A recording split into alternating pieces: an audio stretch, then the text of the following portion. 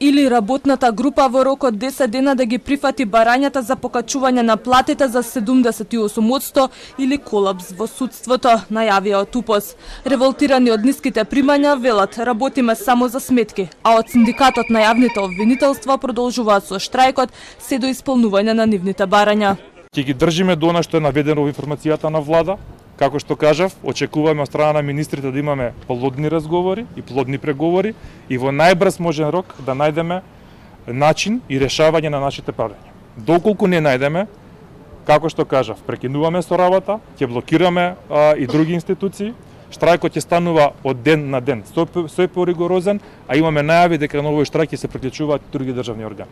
Се надеваме дека нема да дојде до поригорозни мерки, бидејќи и сега има веќе за 5 дена огромен куп на предмети кои се наталожија, значи сепак без нас не се може. Ако ние работиме еден за тројца, да знаат дека повеќе тоа нема да го правиме, поготово не за вакви бедни плати.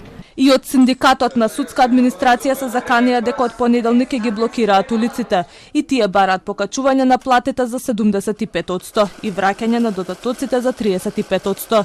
Па им оставаме овие 7 дена да ни се обратат, односно мислам дека од 16 веќе треба да седнеме да преговараме, односно да одлучуваме за нашите проблеми. Значи грото во овие синдикати се вработени во судската служба, сите се вработени во судската служба низ цела Македонија и мислам легитимно е ние да бидеме учесници во тие преговори, освен другиот синдикат.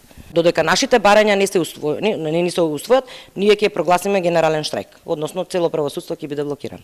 Инаку вчера на седница на влада се формираше работна група за преговори за решавање на проблемите на вработените од обвинителствата, правосудството и органите на државната управа.